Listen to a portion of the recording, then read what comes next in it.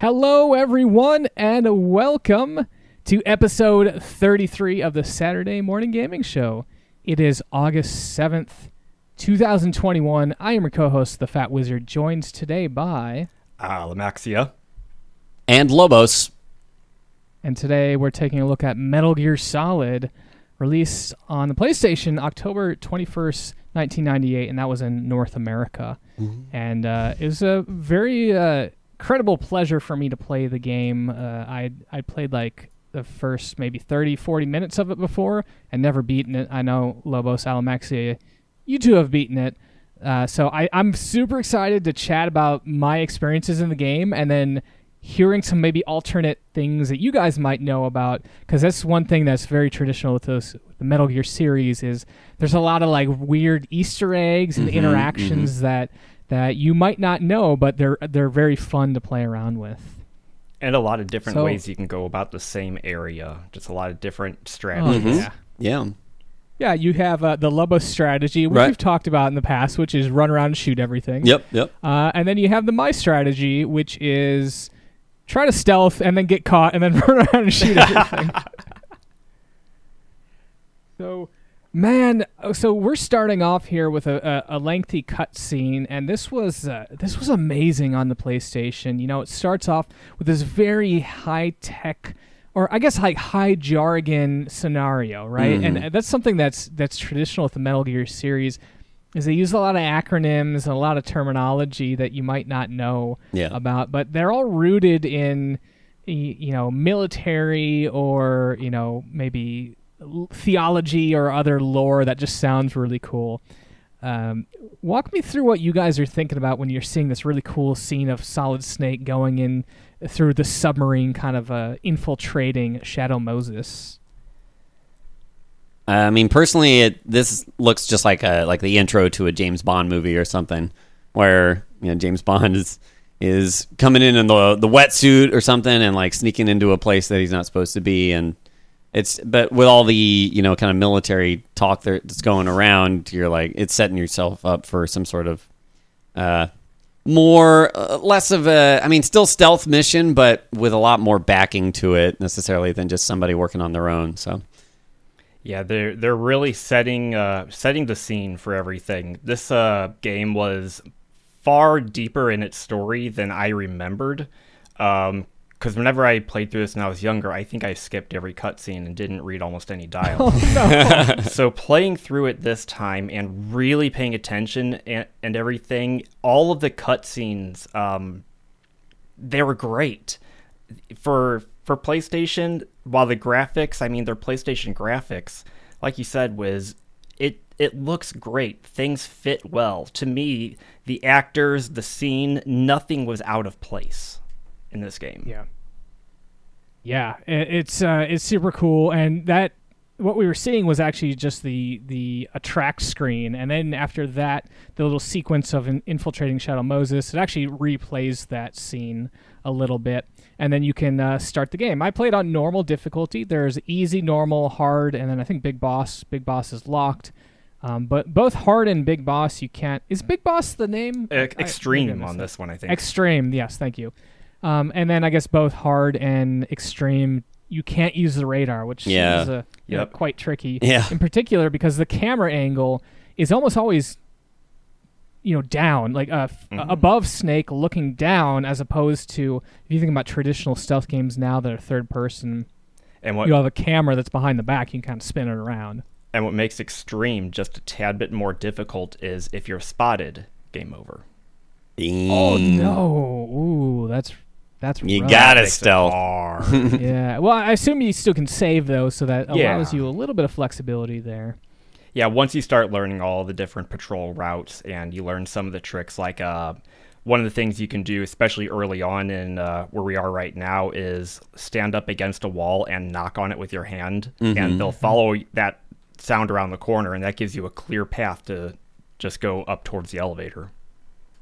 Yeah, that's really cool. So yeah, you started swimming in. You're in Alaska, and at this military base called Shadow Moses, and I think my understanding is there's some sort of like nuclear research going on here, and some terrorists went rogue and they are demanding the body of Big Boss, which he's a super soldier, genetically engineered super soldier from the first game. I think the first game you actually played as Big Boss. Is that right? You mean original Metal Gear? Yeah, the original Metal Gear. I actually never played, so I don't know. I'm not sure. I can't remember if you're a Big Boss. And also, please forgive us if we get stuff wrong here. The Metal Gear lore is extremely deep and convoluted, and so this is one playthrough here. It's very possible we're going to get a lot of stuff wrong here. But yeah, so you are sent a Solid Snake to... there's 2 missions. You have to find out if the terrorists have the ability to... you have to first find the DARPA chief, which has been captured and held hostage. The DARPA chief. And then... yeah, the DARPA chief. Yeah, we'll talk about the parroting here in a bit. And the second thing is you need to determine if the terrorists have the ability to use this weapon called Metal Gear. Metal Gear. There we go. Thank you very much. Figured you're waiting for that. I was kind of setting that up for you. All right, thank you. To launch a nuclear strike against anyone. I don't think they're concerned with who. I think they just want to make sure that the U.S. isn't out there nuking people. So, yeah.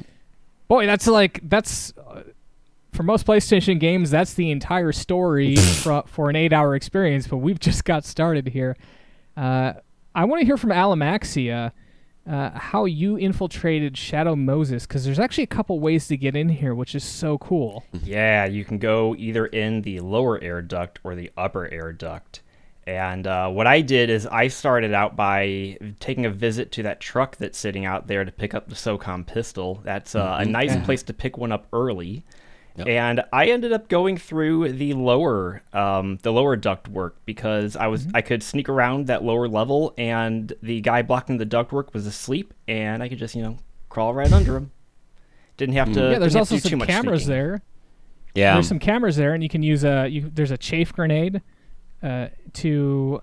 I guess what it does is it clouds the area with aluminum particles or something, such that there's so much electromagnetic interference that the cameras can't really see what's going on there. And that'll actually, I think the way that works is actually the entire area is shut down. So it's not just localized. Yeah. So you just kind of throw your grenade anywhere and you're like, all right, I'm free from electronics for 5 seconds or so. Yeah, it's not too long, but it's enough to, and you can keep chain tossing them, so you can just, as long as you have enough chaff grenades, but yeah. Yeah. Now, one of the cool things up here that we're looking at is there's the radar up at the top right of the screen, and the radar conveys a bunch of important information. Lobos, what sort of information do we have going on here? Well, you got positions of enemies as well as their cone of vision, which is very strict. It's like if you are just outside their cone of vision, they have no clue that you're there. So it's very forgiving in that sense. Yeah. But also, if you don't study their patrol patterns, you might get turned on real quick. And as soon as they catch you, even if you're sneaking up on them and you just walk forward a step too much while you're trying to grab them, then the alarm can go off and more soldiers can pour in, and it can become a mess if you're not careful. Although MGS1 is a little more forgiving, I think. You can eventually, very much so. Yeah, once you get spotted, the time for the base to kind of come down from high alert is probably only a minute or so. Going back to the radar, though, there's also some other things. You'll see that the cameras are all in yellow, and those typically, they do stay still, but then they pivot to the left and the right. And so you can actually use that to get underneath the camera while it's facing one direction, and then wait for it to go to the other direction that you want to go back to the other direction, and then you can kind of like skirt around the camera that way. So it's fun. I imagine this game is very difficult in hard mode, though, not having that information, right? I don't know how. Do you guys know if it is different as far as placements of like cameras and stuff? Because I don't think there's any different placement of anything. Okay. Because that makes sense to me. Like on a second playthrough, it's like, oh, I remember the tough parts. I remember there's cameras here, so you would know ahead of time to like look out for them, or at least even just deal with them. Mm-hmm. So that sounds like a fun challenge. You have to go to a lot of first-person view and a lot of putting your back against the wall. Mm-hmm. Now, we are about, I'd say like 15 to 20 minutes. If you're kind of playing casually, it probably takes about 15, 20 minutes to find the DARPA chief. Does anyone remember his name? Donald. Isn't it Donald? Donald. Maybe not.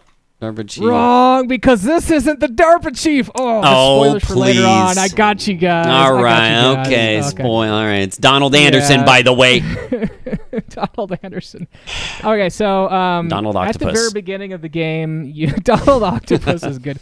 At the very beginning of the game, when they're introducing your mission, it says that there's this unit called Foxhound, and it goes through a couple different members like Sniper Wolf, and it's got Octo Decoy Octopus. Yeah. Psycho Mantis. Vulcan Raven. Yeah.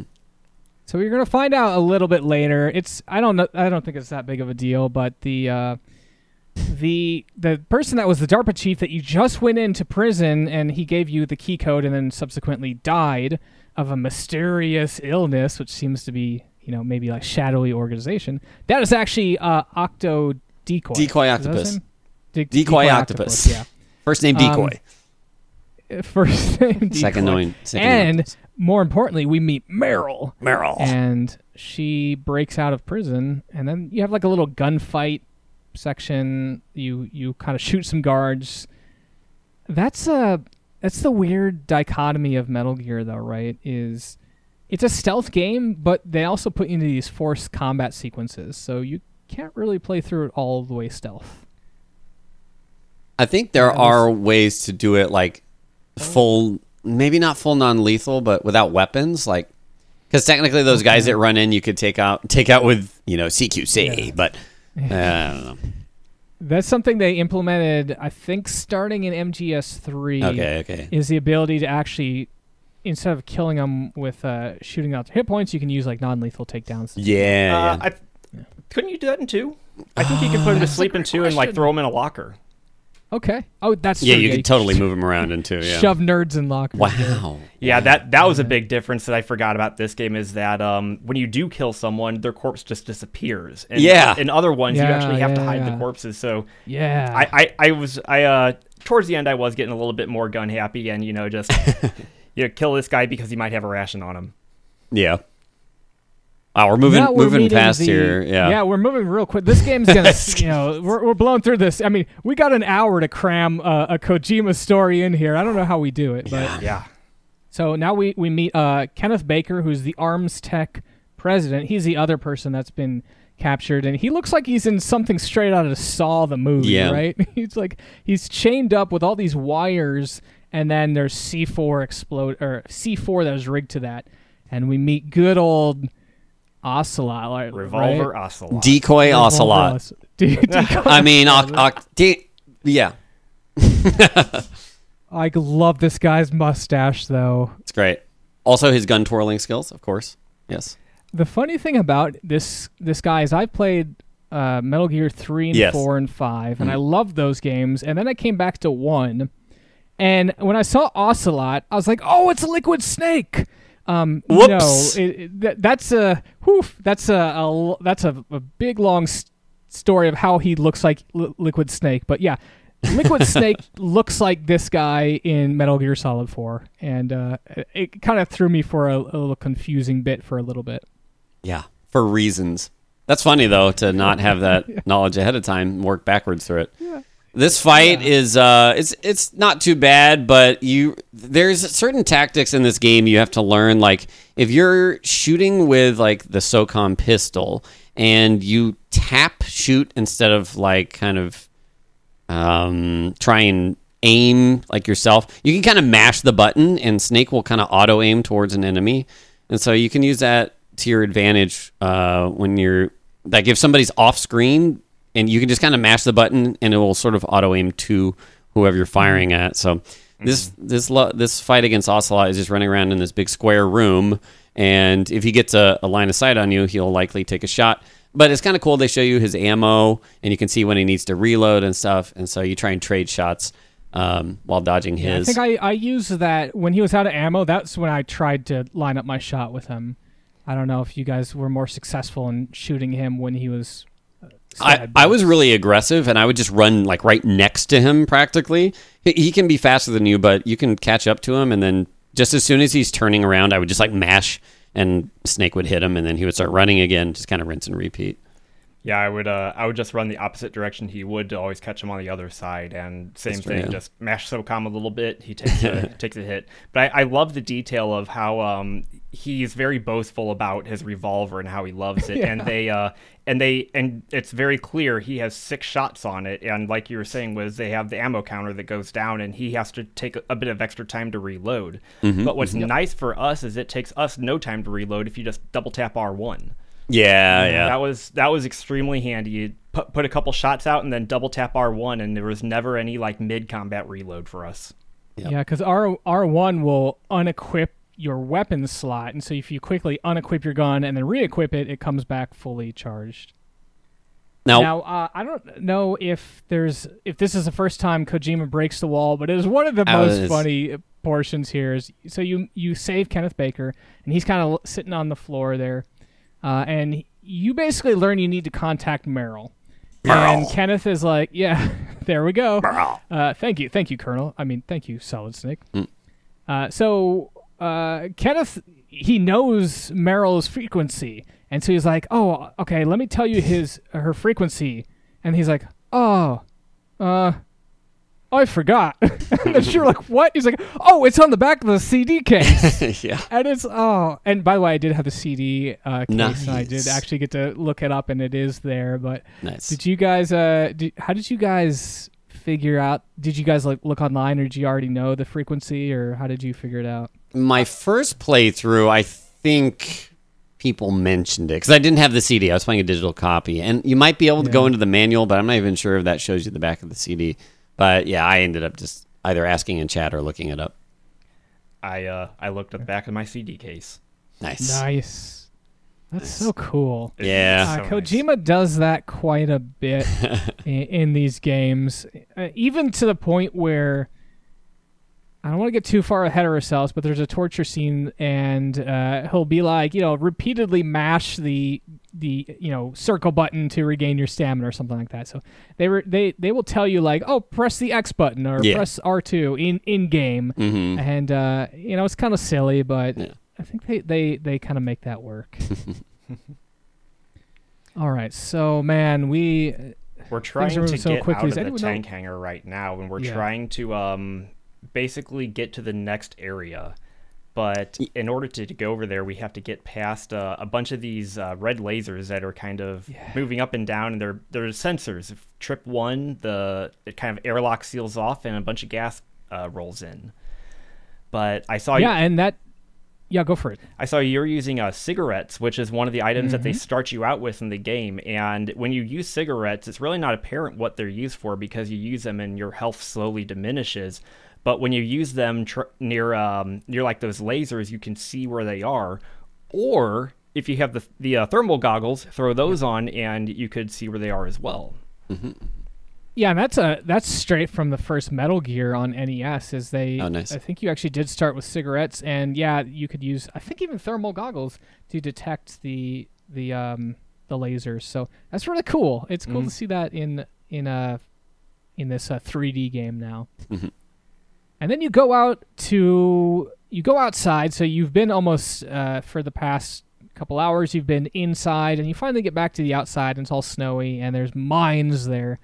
And you're contacted by a mysterious individual telling you, use a mine detector. And I was like, great, I don't have one. Did you guys have a mine detector at this point? I did. Yeah. I knew where I found all the things were, but yeah, so. Okay. You could also use your thermal goggles. Mm-hmm. But, okay. Do you know how to get rid of those mines that are on the ground? Yeah, There's I do. Acquire them even, yeah. Yes. Yeah. Crawl on the ground, yeah. And we're facing off against the first boss. I guess it's the second boss battle, where we're fighting a tank, which is. Now, this is the thing that confused me because Raven, one of the Fox members, he kind of sticks his head out and taunts you, but then you don't actually see him for the entire fight. He's piloting the tank, I believe, and then there's a gunner on top who will shoot at you. So once you disable the tank, he just kind of move on, and then Vulcan Raven pops out, and then he starts there he is. talking his stuff. And I guess what I did is I just threw grenades on top of the tank. How do you guys kill this thing? I think I rotated chaff, and the tank would actually stop, and you can just Oh, throw a grenade on nice. top. So yeah, I just chaff, grenade on top, chaff, grenade on I'd top. imagine Yep. you could also use C4 in that situation. I think so too, but yeah, Yeah. I don't know if C4 would work because C4 you have Really? to place on the ground and you have Yeah. to deal damage Oh, up at the yeah, top yeah. of it. I That's think true, grenades okay. are the way you're supposed to kill it. Okay. they definitely give you a bunch of grenades and chaff around so that Yeah. you have a hint, but also some ammo. And with the boss fights, I believe I noticed this at least with a boss fight later on, that if you need a special ammo to beat it, if you run out of that ammo, somewhere on the battlefield, a new one will spawn. Oh, nice. Yeah, and then we moved on to it looked like a missile storage location Yeah. of sort. This is and the I think they nuclear say if you- warhead storage Yeah. building. Yeah. And they say if you fire, don't fire. That's bad news. I think that's another place where they'll lock it down. Is that right? Will they lock it down and Yep. gas you? If you alert, yeah, and you cannot shoot, you can't equip anything that shoots because there's a bunch of decommissioned nuclear warheads, so you don't want to, leak Yeah. radiation everywhere and cause issues. Now, it's worth noting we're in an area with a bunch of doors, and they do this quite a bit throughout the game, is they've got different security clearances. It's so satisfying because as you progress through the game, you'll be given higher security cards, and then you can go back to those previous areas and access some loot that you have not had the opportunity to get in the past. So I like that. It's not I wouldn't say it's a Metroidvania, but it sort of has some of those trappings, right? Where you're like, Right. okay, I got this key card. Let's go over to this place that I couldn't access before. They I thought they that was definitely cool. maximize the use of their space Yeah. to make you stay in the game as long as possible. Because I feel like there was one time where you had to go from like area 3 all the way back to area 1 at one point. Mm-hmm. Yeah, at Yeah, least I think you have to do that to get the sniper rifle, right? yeah, at least like 2 times they really make you backtrack to get whatever you're missing that you can now access. Yeah. But yeah. All right, so now we got another holdover from the first Metal Gear, which is there's a remote control missile that you get, the Nikita launcher, right? Alamaxia, walk us through this room here, because it's got kind of multiple dangers, right? Yeah, this room is it's filled with gas that's trying to kill you, poison gas. The floor is electrified, so don't step on the floor. And there's cameras everywhere that are they're turret cameras. So if you are seen by them, they'll immediately start firing. Or if your missile that you're trying to hit Yeah. the junction box is seen, they'll try to fire at Yeah, that, too. so you have to shoot this missile while standing in the safe spot just outside of the door, and direct your missile all the way down this corridor, around a couple corners, and then avoiding the side of these turret cameras to hit an electrical control panel to knock out the electrical floor, so Snake can then walk into the poison room and get to the other side. Well, there's also a gas mask here. Yep. So, So yeah, I knew that, so I went and grabbed the gas Yeah. mask before doing the Nikita, and then you have a lot more time to without having to worry about choking while you're controlling it. Yeah. I didn't realize that you could stand outside of this room. I thought you had to stand in the gas while shooting that missile. I think So you I do. was kinda That- under but- time pressure. I think you do, but that's what I mean. Is like you can get the gas mask before, Oh, I see, I and then equip. Yeah, Okay. just to save That's some time. cool. Yeah. And so this is another situation where there's a lot of storage rooms, and you don't have to go and get the majority of the stuff. In fact, like you don't need the gas mask to win the game or the mine detector. I think you do need the Nikita. No, wait, do you need Nikita missile to win? I don't think so. I don't you think need so. the Stinger missile. Stinger. But yeah. Yeah. It's very cool though, because if I would have missed some of these things, I just would have had to deal with challenges in Yeah. a different way. There's a lot of different ways to solve these things. So, oh man, So our whole keep on coming. Yeah, our whole thing was I think we contacted Meryl, and she said to find whatever Hal's position is here, mech specialist guy or a Hal Emmerich. weapon specialist guy, or to try and get some information about Metal Gear potentially. AKA Otacon, because he's Yes. a big otaku. Yes, He's yes, he such a is. nerd. You meet him, he relieves himself on the floor while kind of shaking away from this cyborg ninja called Gray Fox. Gray Fox was, if I remember my Metal Gear history correct, or lore correct, I think Gray Fox was one of the soldiers that got captured trying to infiltrate the original Metal Gear base. I might have some of that mixed up.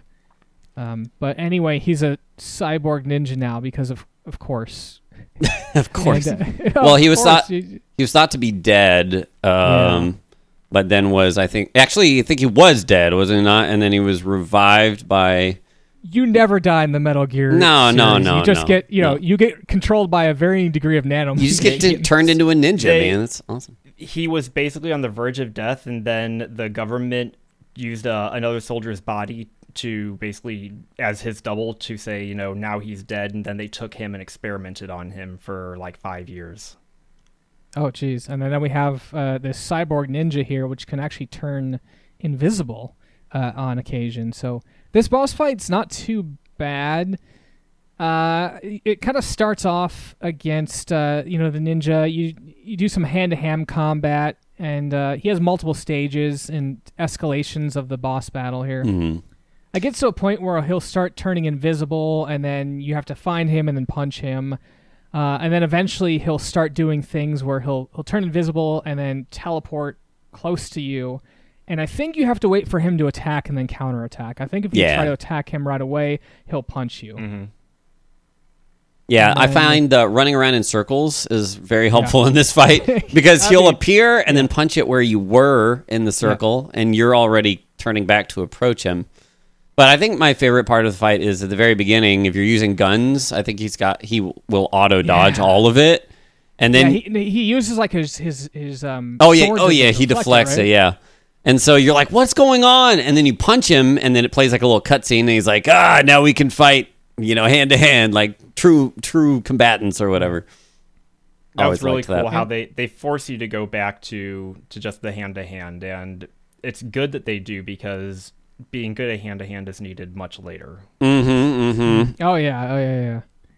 And then at the very end of that fight, he has this weird bubble. I don't know what this bubble... Is that just a damage shield, or is that some sort of electricity thing? Yeah, it almost seems like his suit is like overloading or something and causing this kind of AoE, pulse around it that damages you. Mm-hmm. And you can either shoot him or... I actually punched him. You wait for the bubble to go down a bit, and then you can punch him. But yeah. All right. So after we kill him, do we kill him? Oh my God. I'm gonna go with no on that one. But we'll see. He kind of escapes through I think one of the doors where he just like jumps up through the ceiling tiles. I can't remember which, but he did run away. Very anime-ish, right? By the way, this game is I'd say heavily inspired by anime, including the mecha. Mechazoids they have later on, Metal Gear Rex. So we meet Otacon here, and he's kind of a coward, but he wants to help you out. And the benefit he's got is he's got this octo camouflage. I think there's one of 5 prototype suits that he has, and he can just make himself pretty much invisible. So he'll be able to help you out throughout the game, bring you some supplies, and give you some reconnaissance. H's also inspired by anime because he's a scientist, and his whole thing was he wanted to build robots like in his Japanese animes, and that's kind of why he's a specialist on Metal Gear. But he never intended for anything bad, like all scientists, right? But turns out he helped make a nuclear launching mech walker. Oops, that's my bad.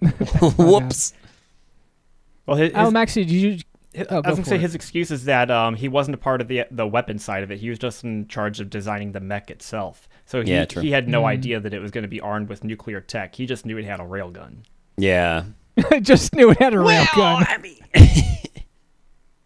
mean, it's pretty cool. If you're going to have a mech without a railgun, what's the point? I know. So Otacon just gave us a security card for level 4, but Almaxi, did you catch what happened on the codec just a minute ago? I didn't. Okay. So it's actually probably worth mentioning about the codex, and I'm going to let you, Almaxi, follow up on that. But we were chatting with Meryl, who we know that she's disguised herself as a soldier, and it looks like she might have got caught or is is out there hiding. So we need to talk to Meryl for some more information, but we can't blow her cover. So we need to find which guard is Meryl, and then find a spot we can chat with her in private. Right. But Almaxia, do you want to walk us through a little bit about the codec here and what that does? The codec does? Yeah, I like the. Oh, you know, yeah, allows you our to codec. chat around, Yeah, right? yeah. It's such a pivotal part of the Sorry. game. We haven't even chatted about it yet. Yeah. So the codec is it's kind of our little walkie-talkie that we use, our direct connection to all the different NPCs that are helping us, like Colonel Campbell, Meryl, Otacon, and a few others. And it's not really walkie-talkie like Snake pulls out a walkie-talkie, but they say it does like a bone induction, I think it is, or something, where it directly just he can hear it inside his head. No one else outside of him can hear it. I don't know I don't know how he can talk back to them and no one can hear it. Yeah, it just vibrates the bones, and then he grits his jaw when he speaks. That's why he's always talks like this.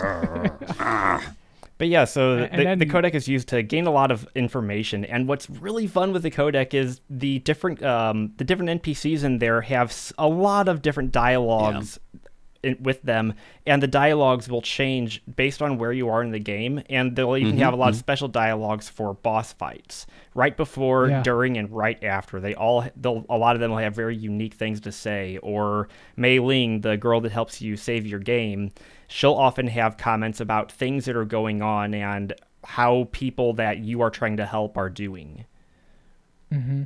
Yeah, and then there's also a woman named Nastasha, is that right? Nastasha. And she's the weapons expert, and I think the way that works is if you want to know about an item, you equip the item and then contact her, and she'll explain what it's used for, and that's pretty cool. Yeah, super cool. She's also helpful in I can't remember which fight it was. I feel like there was one of the fights, maybe it was the Vulcan Raven fight later on. Talking to her, she helped reveal like a weakness about the boss. Oh yeah, Ooh. you can call people a lot of times if you're having trouble with a fight, and they'll like kind of tip you off on stuff. Yeah, we're especially at the, this fight. Yeah, Psycho Mantis fight, and I already knew the secret, and I feel like it's hard to be a video gamer and not know the Psycho Mantis trick here. But I wanted to see like how you would figure it out on your own, and eventually through the codec, he does kind of tip you. The Colonel tips you off on what you need to do. Again, you have to break the fourth wall, but. Lobos, do you want to walk us through what is going on here and who we're fighting? Well, so my first time I didn't know, so I had to I just had to go until I got that prompt from the Colonel.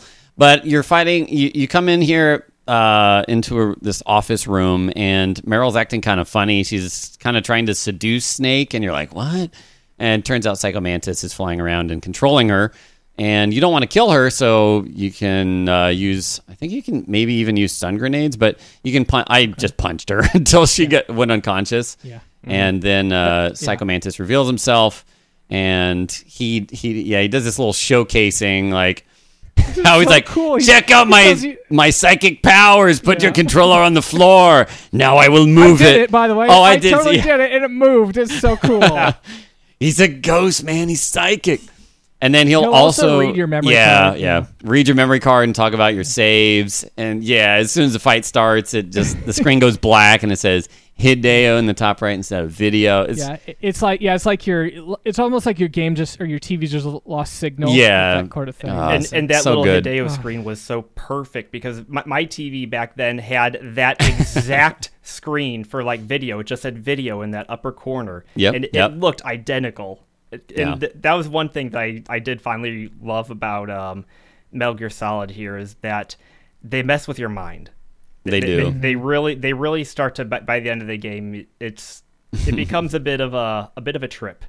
Yeah, I think. Now, I was just gonna say, I think that first part where he tells you to look on the back of the CD case, like that was the point at which I was like, okay, all right, this game's gonna do this, and I'm all on board for it. So that's great. Yeah.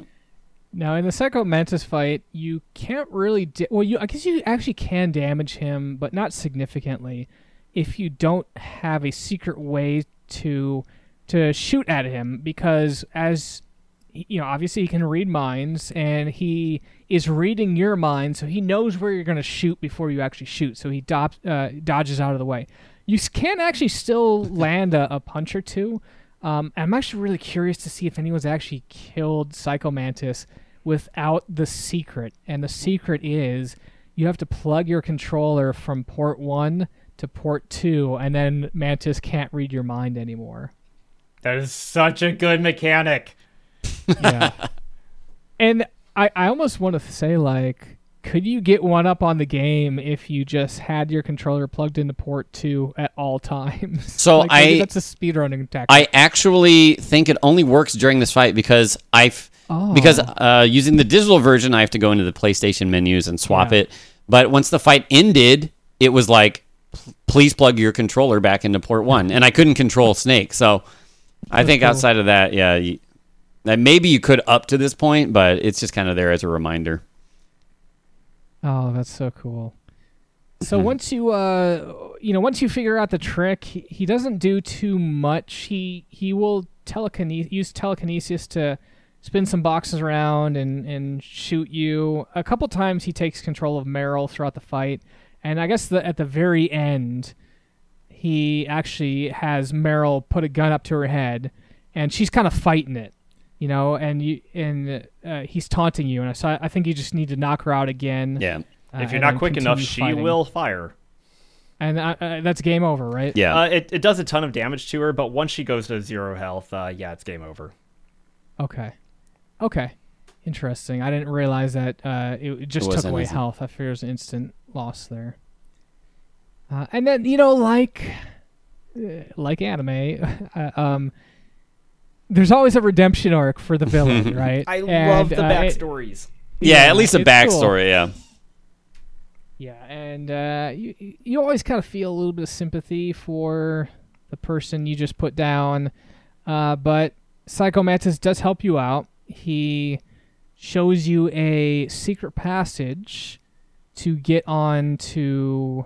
I'm not sure where we're trying to go. The communication tower, right? Is that here? Is it that? Yeah, we're trying to get to the communications tower. We have to get through the caves where the wolves are, and then we have to face off against a sniper.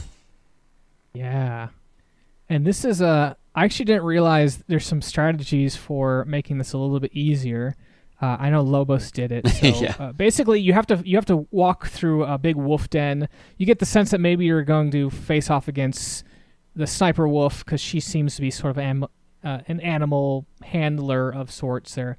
But these wolves will attack you unless you have her scent. So, or a scent of another wolf. Lobos, do you want to walk us through how you proceed through this area safely? Well, you can stealth through it, but I mean, I was too lazy to, so I just had the wolves chase me. You just shot the wolves, okay. And I think you have to find your way to Meryl, but it's kind of tough because it's this top-down section with all these wolves chasing you, potentially. And they're, oh my gosh, you're shooting them. Oh my gosh. And there's a little baby wolf. Shoot, I think the puppy is just to show you where you're supposed to go. I couldn't figure out what it does. Well, I think it can show. Yeah, it ran underneath. There's little passageways that you have to crawl and go through, but you can't see them necessarily from top down. You got a first person to see it. But anyways, you find your way to Meryl, and she'll. I think I have a different response depending on how you took care of the dogs. But there, obviously, you shot a bunch, so she was like, "I thought you were good with dogs." But if you get in, that's right, because he says he was a musher before that, right? Musher, yeah. But you can punch Meryl there, and then hop in a box, and she'll call a dog over to pee on it, and then it'll have the wolf scent on the box. And so if you just walk around the wolves with the box, they think it's one of their pack, so they just like follow it around and like have a little heart icon near them. Huh. And then after that, you get Meryl, for some reason, I guess she says that when Mantis was in her mind, she was able to see where these mines were placed. I don't know, it seems kind of weird. But anyway, she shows you the path through the minefield, and you can't see them. I don't know if a mine detector will work in this situation. It does. It does? Okay. You're jammed right there, but you can use the thermal goggles to see them. Okay. Thermal goggles. Okay. Nice.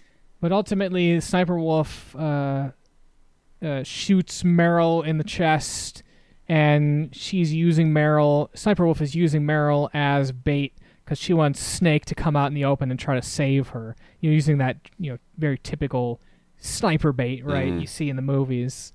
And so Meryl says, hey, leave me.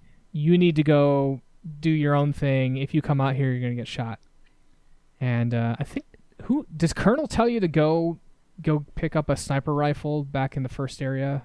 I think they allude to like needing one, and then Otacon's like, I think I saw a sniper rifle back in this exact room, like conveniently. Yeah. So you're like, okay, so this is a big backtrack here. Probably the third time you return to this warehouse, but you can open new doors each time you do. Yeah. And now you can finally get the PSG-1 sniper. Now, in that room Yeah. where you found the PSG-1 sniper, did anyone else have room controlling Snake while he's laying on the ground? For me, he got turned around, and moving my control stick up was like spinning him. It was so hard to get him to not hit the lasers. Yeah. It is. And because when you back up, his feet will hit the wall, and he'll kind of use that as an anchor point or a pivot point. So you kind of have to. It's almost like driving a truck, right? You can't back up that truck through a wall. And some games would actually allow you to kind of put the feet through the wall, but yeah, it's tricky to align that. But we did get the PS1 rifle. What do you guys think about the sniper fight? I think it's kind of interesting. There's nothing too special about it, but you're facing off against Sniper Wolf, right? It was just the sniping there. Even with if you don't use anything, the sniper's pretty shaky, and you got to just kind of guess with Snake's hand movements. But you can use diazepam as a medicine or a drug to steady your aim. But even then, like sometimes I would just get immediately into position and just be getting to aiming at Sniper Wolf, and she would shoot me. And once you're out of position, it was just kind of like a wash. I was like, all right, just start over. Yeah. A couple of times she would shoot me, and then my camera would like rotate 45 degrees. Yeah. Get the recoil from getting hit was brutal with both the PSG-1 and the Stinger missiles. Yeah. Yeah. A good tactic you can use is to just unequip and re-equip it, and you can unequip, like just walk straight up and then re-equip, and it would put you right back aiming straight forward, which is helpful. But even then, like I would try to do that, and then she would still shoot me as I was getting into position, and then it was just a mess. But once you shoot her once, you'll start moving around to new spots, and as long as you track her and shoot her as she pops up, it's not too bad. Yeah, it's getting that first clean hit off is the most difficult. But ultimately, you do get captured, and you are in this torture chamber, and you see Ocelot, Liquid, and Sniper Wolf there. And I guess this is Ocelot that is going to... He's interrogating I actually don't you. know why they're interrogating you, like what they're trying to get from you. I don't remember. At this point, is he trying to get the cards from you for the shutdown sequence for Metal Gear? That might be. For Metal Gear? The PAL card, or at least how it works, I think. But this is super cool because they say, hey, you can give up. So there's two options here. You can give up, and then you go through some changes throughout the game, or you can try to fight it. And he's like, hey, I'll just let you know, if you fight it and you die, that's it, game over. There's no reloads. And then he's like, oh, also, by the way, Snake, it looks like you haven't saved in a while. So, in my situation, that's had funny. it, and I think it's really cool to see that. I'm like, oh, man, I really need to get this done then. Yeah. Yeah, this is a pivotal point for whether or not a main character will live or die. Oh, who is that? I you don't know? Oh, it's Meryl. I think he says, because they've captured Meryl as well, and he says she's still alive for now. But then he mentions that if you fail, then Meryl will die. And this is something that hard mode does, or the increased difficulty modes do alter. I think for normal mode, you only have to go through the sequence twice, and then the hard mode like 3 times or something like that. And I think it's also way harder you have to mash just to stay alive so much.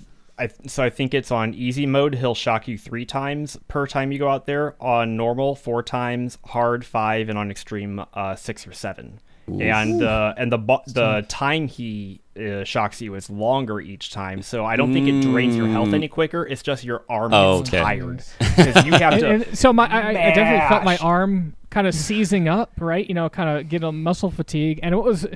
Kojima knew this, or whoever's making this knew this, because you can get a call from Naomi. Is it Naomi? She's like, "Hey, put your controller on your arm, on your biceps." So I did it. Oh yeah. They vibrate it, and I don't know. Maybe it was me wanting it to work, but I was actually feeling like, it actually kind of feels a little bit better now. So it was so cool for that sort of a meta game moment there. You got an arm massage from a polygonal chick. Nice. Yeah. Oh. And then, so we skip ahead here to a sequence where Otacon has given me a couple things. He gives me like some ketchup. He gives me a handkerchief.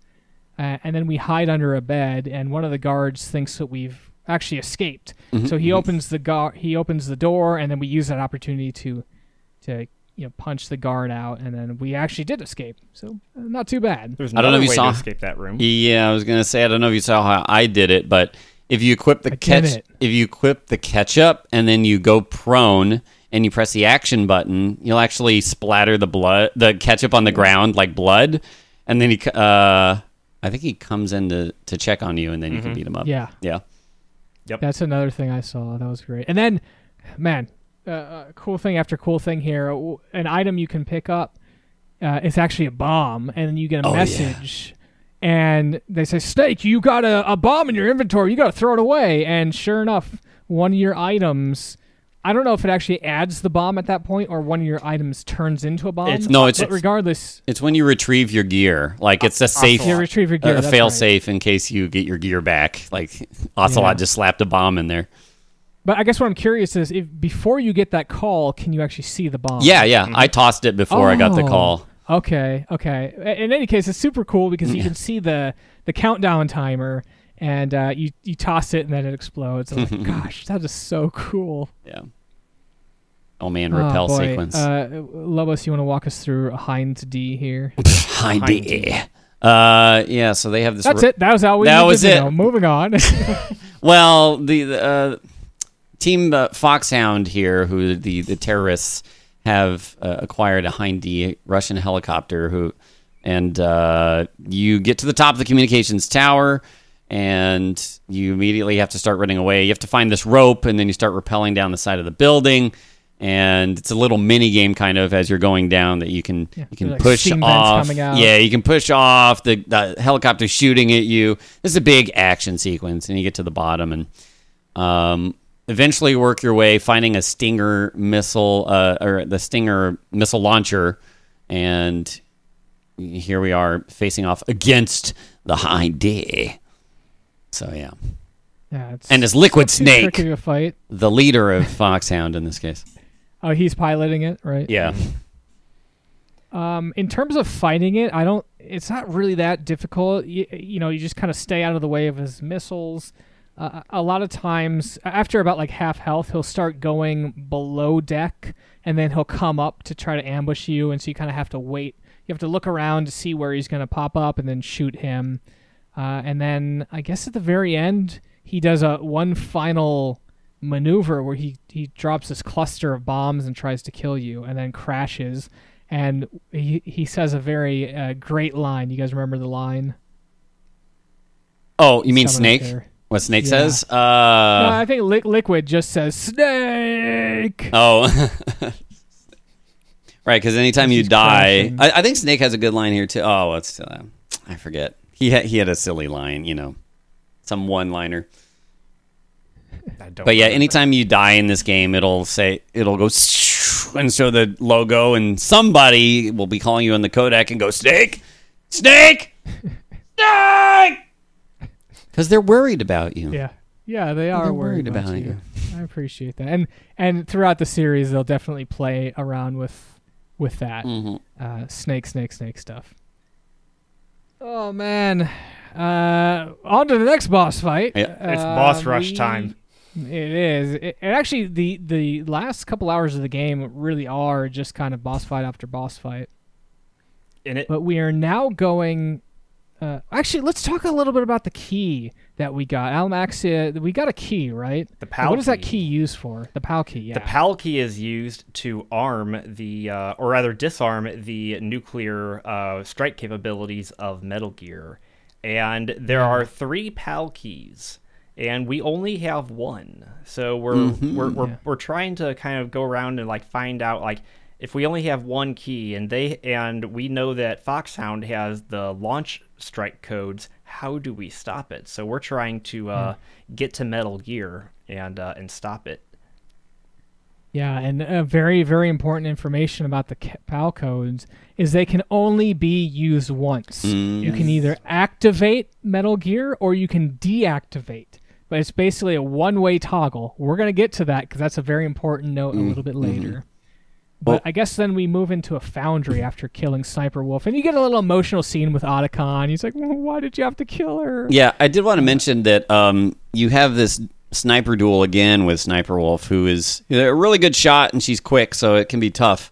But you can also just hide out of line of sight and use the Nikita auto-controlled, remote-controlled missile and just fly missiles all the way to her. That is not an honorable Which I duel, did. my friend. I did, and yeah, it's great.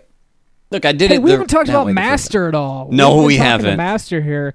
By the way, I'm not sure if it's intentional, but Master has a very similar sounding voice to another character in the game. We're going to find out soon enough, but I don't know if that was intentional. What do you guys think? I believe it was intentional. I think they threw that in there as a if you're a very observant gamer, then you're gonna start to see the weave of the story a little earlier. Yeah. Okay, we're gonna get to Master in a little bit here, but we're doing Vulcan Raven's second fight. So I think all the bosses, except for maybe Psycho Mantis, have 2 boss fights, right? I guess you could consider Ocelot the Torture Chamber his second fight. So yeah. Yeah. Oh, yeah, sure. Okay. And this one is, I guess there's a couple different ways to do this. I started out using the Nikita missile. It's basically, call it like a 4x4 grid of boxes. Honestly, it's very close to Bomberman, I'd say. He is kind of like Bomberman, yeah. Yeah. But you've got a guy with this huge Gatling gun after you. And, and so he's got a very wide cone of fire. And so you can't stand anywhere in front of that, so you kind of have to sneak up behind him, or there's some alternative ways. I started out using the Nikita missile, but that was kind of unreliable because he would actually sometimes notice it and shoot it.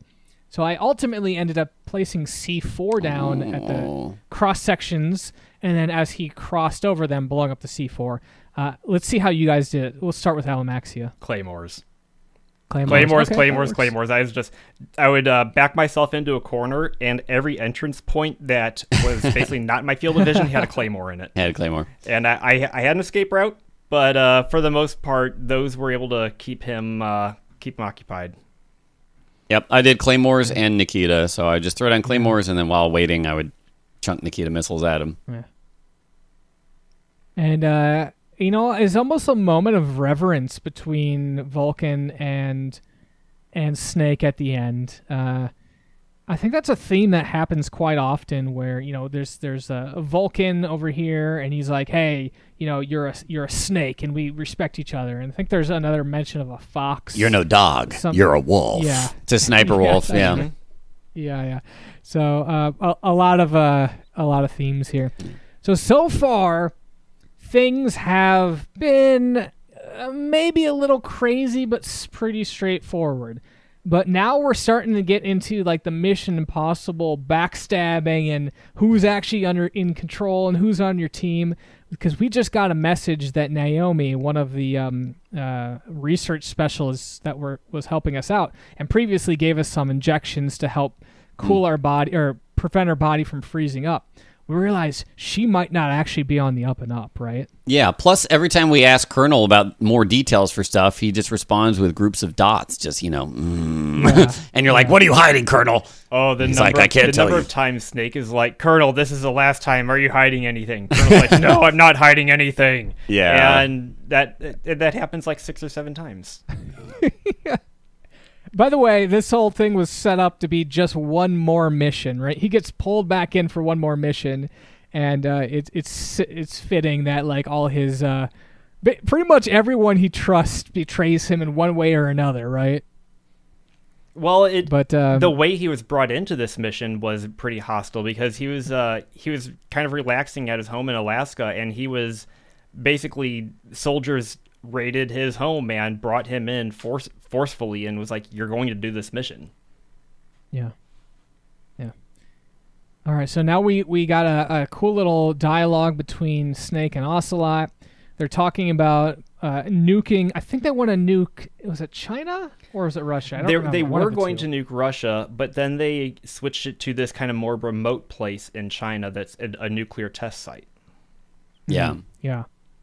And I guess you find out a little bit more about the PAL, right? I think. Yeah, right here, Otacon has been like hacking and to figure out more about the PAL code and how it works, and he gets into Kenneth Baker's secret files, and this is where you learn how it, I think, can only be used once, and the fact that the one key is all three keys. What? That's what? Yeah. Except for in terms of gameplay, that was not super fun to deal with. And we skipped through that completely. But okay, so real quick, Alamaxia, why don't you walk us through in like 30 seconds what the three keys are and how you get them? All right, so the three keys, they have three different temperature states: room temperature, cold temperature, and hot temperature. So we're in room temperature right now, so you can just put the room temperature key in the laptop and you're good.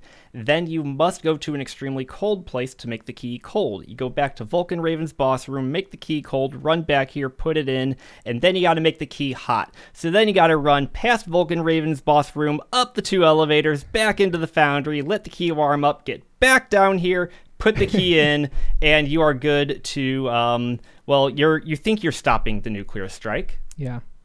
By the way, nice timing, my friend, because you finished explaining that right when we cut to that. So very good, very good. Shape memory alloy. Yeah. Yeah. And then I just love that. It says detonation code activated, and saying it's like, no, why? I deactivated it. Ready for launch. Yeah, it's so good. And then you get a call from Master, right? Or is it? Your Liquid trusted Master. master. Oh my gosh. Yeah. By the way, Master looks a lot like Guile from Street Fighter. He does kind of look like Guile here. Yeah. But no, he played you like a fiddle. For imagine, who knows how long. a quick shake of the hair and a take off of the glasses, and whoa, you're a completely different person, right? Dear brother. Yeah. Oh He's yeah, talking they the whole time really about started going deep into into the blood relation between Solid and Liquid in this, and how they were like clones of Big Boss. And as we fight Liquid later on, there's going to be a lot more deeper explanation of why they are strong and why they are who they are.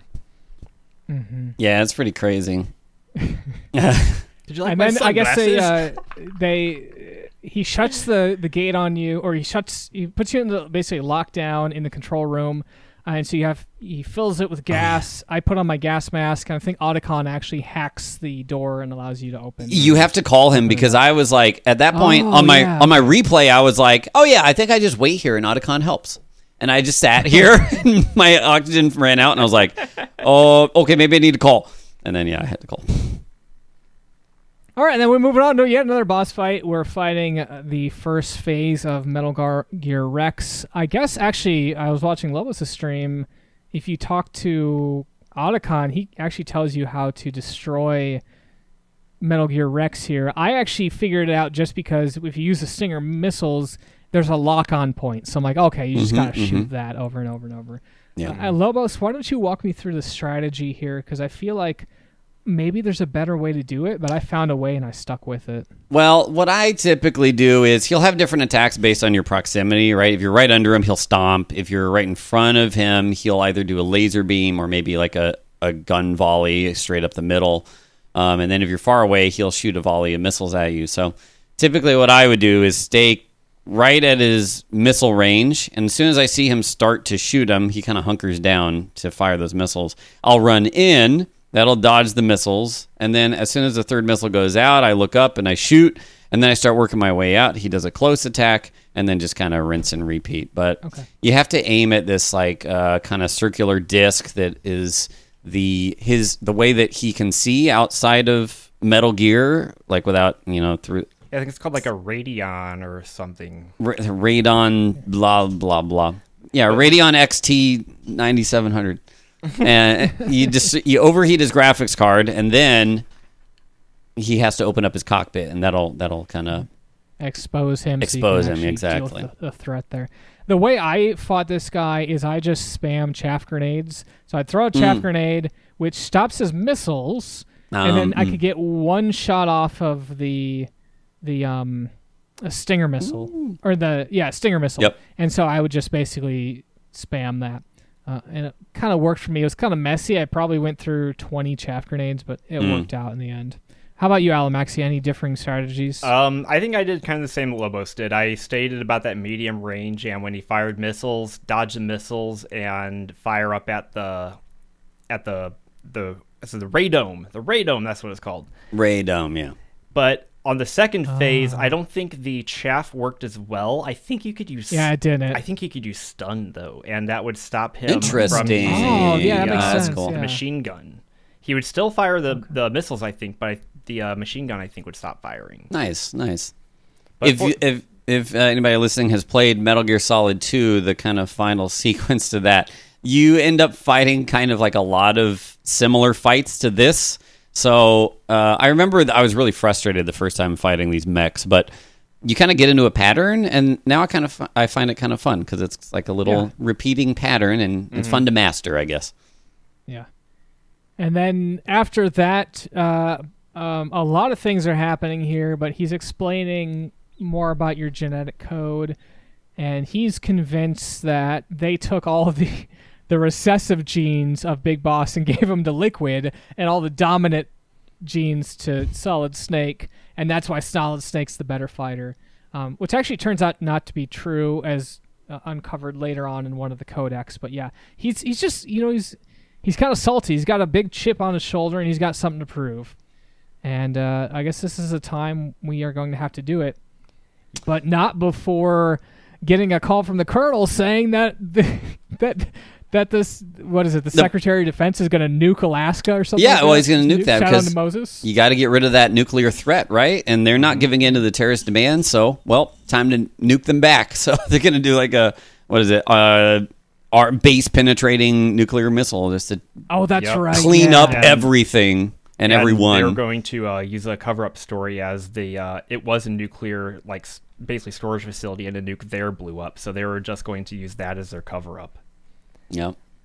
But there is so much story and cutscenes that happens between that last part of Metal Gear Rex and the next fight here. So much that I think was at this point that they talk about that they were octuplets, and there was multiple of these experiments, and these two specifically, like their other 6 brothers were killed in the fetus in the womb, and they were the 2 that lived and survived, and I think that's why Liquid has like such that big chip on his shoulder, because Solid Snake is the one that killed Big Boss, their father, and Liquid's like, no, that should have been me. You took that from me. Yeah, I think the experiment was like the Genova experiment. Is that right? I think that's Final Fantasy VII. Right. Final Fantasy. Sheesh. No, I know. But it is very similar to that, right? There's a lot of gene manipulation going on here. Mm-hmm. You know what is really funny? I mentioned previously that I hadn't played all the way through this game, and I remember Metal Gear Solid 4, the end fight there. Oh, yes. Is basically you and Liquid on top of Metal Gear, and so it was very interesting to see that that's kind of how this game ends up, and I'm like, oh man, I guess it probably would have been a lot more impactful for the end of MGS4 to have the same sort of fight. I think they did it for 2 also. Oh, okay. Well, so I wonder if it's just kind of one of their tropes. Maybe.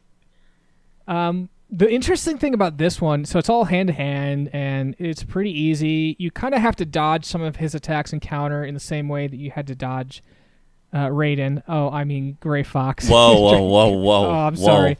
I got a chip on my Whoa. shoulder now. But I guess at the end you have to throw him off the Metal Gear to actually kill him, or else he'll just regain a little. Yeah, bit of he health. regens, and so you have to toss him off the ledge when his health is 0 or whatever. Yeah, But and then we're now. Who are we fighting here? This is Liquid again, who you think Oh, is dead how for the did- second time. Nope. So now he's in a Jeep, and you're in a Jeep, and you're on a turret, shooting soldiers and shooting Liquid, and man, this is just heckin' hard to aim. I ended up It really is. using, if you hold down the first person, you can get kind of a better view. Oh, but, I didn't even think about that. Yeah, That but you was still so get much easier. you'll still get jiggled around if you get hit, and it's like annoying. It's a mess, but I made It's it kind through of a it. cool sequence, though. Yeah, Like, no, you- it's- you know, before you get to this, you're stopping at security stations, blasting some barrels on some bad guys, and Meryl's driving, and you get to the end of the tunnel, and you guys crash. Yeah. That's if And Meryl survived. Oh, that's right. Oh wait, what if she doesn't That's survive? right. What happens then? Who do you think gets swapped in Meryl's place? Oh, Otacon? It's Otacon. So you get the. Is it really? Yes, it is. Oh my gosh! And you have That's this cool. whole ending sequence where you're riding off with Otacon on a snowmobile, and it's so romantic. romantic. It's great. I love it. That was my first playthrough. I accidentally let Meryl die. And the And here we got the. and the special item that you get for beating the game differs as well. We'll talk about that. Oh, you get a yeah. bandana. Okay, we'll talk about that. But first, Fox die. So we haven't chatted about this, but I guess Fox there's die. I don't even know if I can explain Okay, it. I'll there's go. some sort. Go for it. Okay, Almaxi, please. So, Foxdie is a virus that was artificially created by geneticists, and Dr. Naomi Hunter is the one that introduced it into the whole mix here. She injected Solid Snake with the Foxdie virus and had him get into contact with all these genetic soldiers because this virus was written specifically to target specific people. And when it actually targeted them and affected them, they died of a heart attack-like effect. Basically, all of their blood cells committed suicide. Their heart cells commit suicide, and that is the Foxdie virus. It is out there specifically to destroy Foxhound. Oh, okay. And it is implied that because Liquid died of it, it is implied that Snake is infected with it. And I think they even say like, "When am I gonna die?" or something like that. And he's like, "I'm just gonna live as long as possible. We'll figure that out later." Something like that, right? Yeah, there's very much figure it out. what Snake finally kind of becomes human in a way, and he has a reason to live now, not for someone else, but for himself. And that's kind of a really big theme that they try to push in this game is you might feel like there is some kind of fate or predestination for you, but it's up to you to determine what that is, and it's up to you to live each day. It isn't up to someone else to live it. Yeah, that's cool. And with that, that's the end of Metal Gear. I feel like we need like a little timer to like slam down Slam and it. say, "Oh, Bam. we finished there." Done. Yeah. Gosh, that was Definitely a lot some to things chat about. we didn't touch on. There was Like everything. yeah, the climb up the So tower, much. getting chased by those guards for like 30 levels. That's a mess. We didn't talk That's about some who Final Fantasy, Gray right? Fox is, really. I mean, by the end, and how he comes in during the Metal Gear fight. It's just, there's too And much then stuff. the relationship between Gray Fox and Naomi. Yeah. There's so much here, but that's going to have to wait for a 5-hour-long podcast. Yeah. Jeez. So yeah, we did actually already watch the Patreon little credit screen, but again, I wanted to thank everyone for supporting us on Patreon. If you like the show and you want to help support future content, please head over to patreon.com/Saturday Morning Gaming Show to learn more. And again, we got a cool little goal there. If we manage to hit 25 Patreon supporters, we're going to play Earthbound. It's going to be a 2-hour-long episode, and I think it's going to be even harder to talk about than this one. So I mean, that's a big Let's see how JRPG, so yeah. it really is, yeah. Yeah. So, what are we going to be playing next? Well, this one's going to be great, and I want to talk a little bit about the hero's journey a little bit, because I think throughout throughout fiction, there's a couple pivotal stories out there that when you look at the hero's journey, you're like, this is a perfect example of the hero's journey. And in this particular game, we're going to be looking at the hero's journey of someone in the Star Wars setting. And if I were to, just with that information, who would you guys say? Like, who would you pick as epitomizing the hero's journey throughout Star Wars? It's Kyle Katarn! Absolutely. Kyle Katarn is my first choice as well. He's in the good old game Dark Forces. Star Wars Dark Forces is the next game we're going to be playing in September. A mercenary for hire who started out with the Empire and went over to the Republic. That was a great pull. I wasn't sure you guys were going to get that one, but... Yeah, I mean, obviously, dude. I don't know who else would even pop into my mind other than Kyle Katarn. Yeah, and unfortunately, he's not a Jedi in the first one, but there's still some cool stuff, so it'll be a great episode. We're going to head back to the PC there. By the way, was this our first PlayStation game? I think it was. Maybe so. I'm sure. Yeah, it was cool. It's so, good. yeah. What a fitting game. I think one may look at Metal Gear Solid as one of the most pivotal games on that platform. So definitely one of the I biggest. was super excited to play this through with you guys. There's a lot to this game, a lot of things to experience, a lot of codec calls I'm sure I missed. I'm sure a lot of little interactions between systems I missed, and I definitely feel like I could go back through and kind of try some new things, different routes, for sure. codec calls, maybe try giving up on the torture scene as opposed... Alamaxia, why don't you walk us through the different items you get and what they do? Depending on the outcome of the torture scene. So, depending on the outcome of the torture scene, you get 1 or 2 items. If you win the torture scene and you save Meryl, then whenever you get on the snowmobile, she reaches down like into a little side pack. She's like, "Here's a bandana. What's this?" And you get the bandana at the end of the game. And whenever you play a new game, kind of a new game plus, the bandana will give you infinite ammo. Yeah, which is wonderful. Nice. But if she dies and you kind of escape with Otacon, you remember what Otacon's special item that he was kind of using throughout the whole game was? Yeah, the Octo Camouflage. Kyle Katarn. I mean, stealth camouflage. That's what I meant. So if you escape with him, he gives you the active camouflage, and then you can play through the next game just complete stealthed. That's so cool. Way better ending. It's the only things that I think really find you are like if you walk over a puddle and you make a splashy noise, they're like, "Oh, what was that noise?" Nice. Oh, okay. Or your footprints in the snow. That was something that we didn't talk about. The enemies will actually notice your footprints and follow them. Oh, that's awesome. Yeah. Yeah. A lot of great stuff there. I guess I need to get stealth camouflage with infinite ammo and just kind of run around and shoot everyone. That would be awesome. Yeah. Oh, man. Well, sadly, we have reached the end credits of this episode, and we really wanted to thank everyone for listening to us on the podcast or watching us on YouTube. Don't forget to follow us on Twitter and download our podcast on Spotify, iTunes, Apple, Google, whatever your choice is.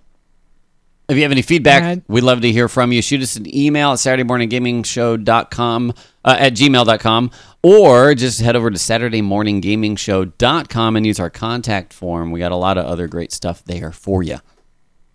Absolutely, and there's even some more content that will be on that website that is not just this podcast. So if this podcast is your primary means of getting content, please consider visiting the site for some other cool projects we got working on here.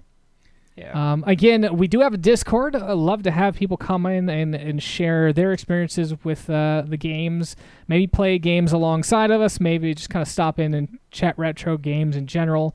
So there's the links to that, of course, in our Twitter page. And, of course, if you have the ability to rate us on a platform that has ratings for podcasts, we'd love to have your rating there. I guess, man, that's going to be it. Oh, I guess we should probably give a special shout-out to TechnoAxe for much of the music on this episode.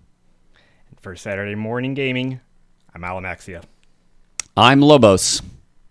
And I'm the Fat Wizard. We'll see you in September with Dark Forces for the PC.